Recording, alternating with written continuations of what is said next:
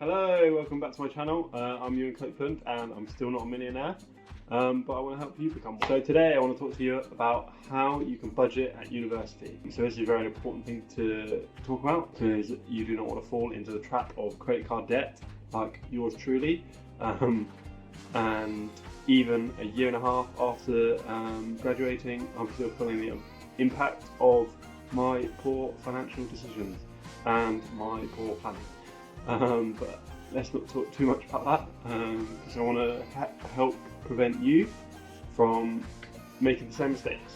So before we get into it, I just want to say subscribe. I just want to say that everyone at university is in the same boat. Everyone's going to have not as much money as they want to have, and they're going to be struggling. They're going to be eating beans on toast and tomato soup. So help each other out, learn from other people's mistakes. So I want to talk to you about a few things that I have come up with. So number one is set yourself and stick to a budget. So a great place to start, what you could do, you could move the whole of your money over to a savings account and then set up a standing order for your rent. So as soon as you get your money in from your student finance, standing order that money to your landlord, and you won't have to worry about it for the whole time you're at university. And also, paying your rent on time improves your credit score, so you don't want to impact that. So once you've sent your money over across to your savings account, then you can start working your weekly budget. So what you want to do is basically working out how much money you have, how much money needs to go to rent, and then how much you can weekly budget for. So it's basically the money you have divided by the weeks that you need the money until your next payday or your next student loan.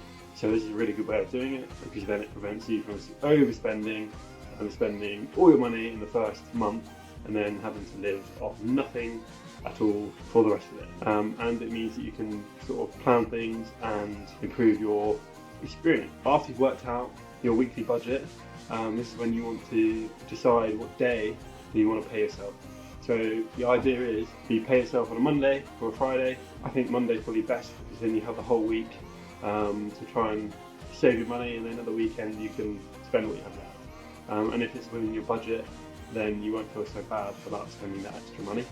And you've got that added advantage of being a bit more sensible about your money during the week. Once you've decided when you want to pay yourself, you need to set up a standing order so that you can pay yourself. So whether that is £50 a week or £25 a week, depends on your certain circumstances. I think it's a really good idea to set up a standing order for that Monday or Friday, however you're going to do it. Set it for the Monday. You've got £25 to use for that week, and you can't go over because you only have £25 in your account. That's the plan, and this will drastically improve your ability to budget. Or if you're a bit of an impulsive buyer, or you like a takeaway on a night out, or you like too many drinks on a night out, you get declined basically, which is a good thing because it will help you stick to your budget. Number two is share with your housemates, whether that's cooking or whether that's toiletries or something that everyone needs. I think sharing, bulk buying can really help improve your cash flow and your budgeting ability. If you're sharing the cooking with your housemate, it doesn't have to be every meal. It can be one or two a week. Say you did a massive chili on a Thursday night, everyone could chip in £1 or whatever, and that will definitely reduce your costs. And it sort of brings the flat together as well. So number three is that Iceland is your best friend, where the majority of the food is frozen and it's very, very cheap. So you can get a full shop worth of pretty much everything you need for about 20 quid. Definitely a good idea to do that, if you have a freezer space, of course. So if you're anything like me, at the start of university, I'll buy peppers, onions, chicken, all of that fresh.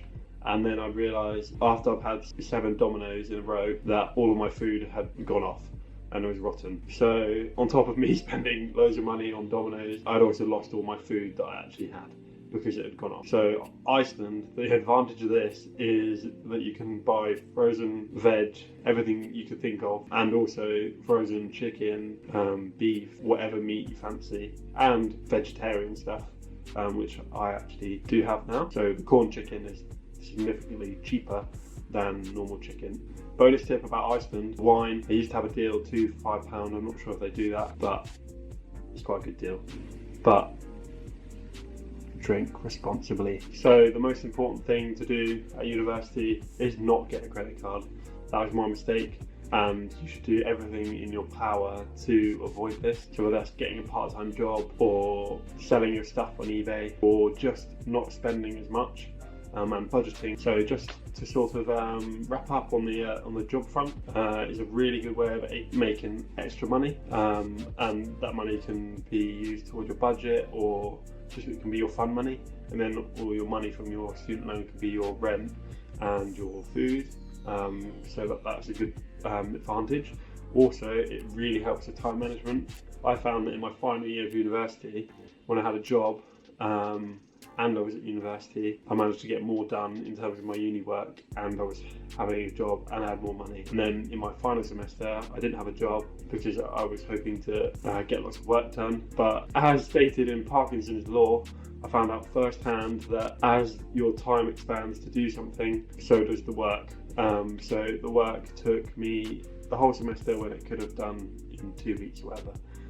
If I had a job, I could have squeezed that and basically not wasted so much of my time and maybe got a better result. 2-1 though.